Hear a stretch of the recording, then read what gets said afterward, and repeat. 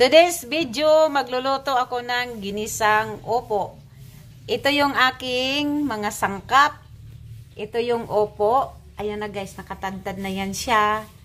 Yung mga hindi marunong maglinis ng opo or hindi marunong magbalat, meron akong video paano siya babalatan. Tapos ito yung opo. Tapos ito yung giniling. Tapos meron akong sibuyas, bawang, at saka toyo. Tapos maglagay din ako ng Knorr cubes. Ano to siya? Hipon. Hipon na flavor.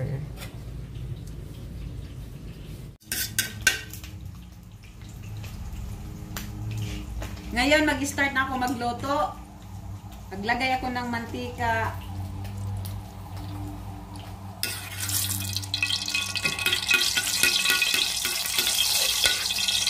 Igisa ko na ang bawang.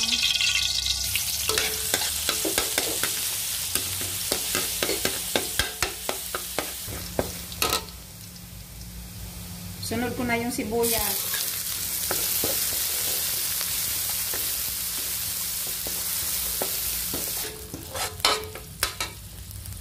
Isunod ko na yung giniling.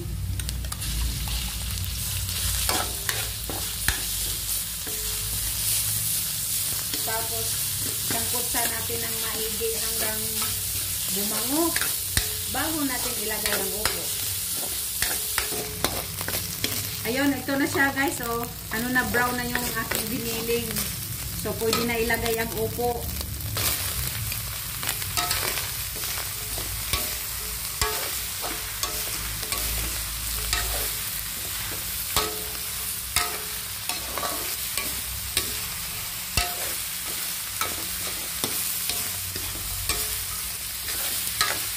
Haluin natin ng maigi para yung lasa ng karne didikit agad sa upo.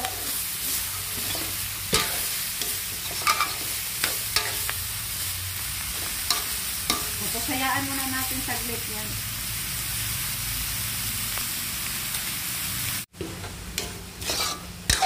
Ayun, ito na siya guys. Kailangan ko na siyang titimplahan.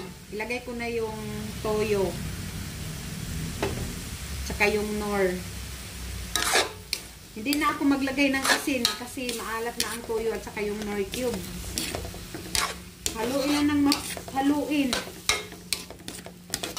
Para pantay yung pagkaluto.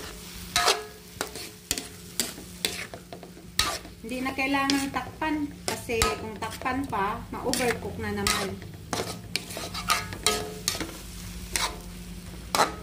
Iwanan ko muna saglit na kaganyan.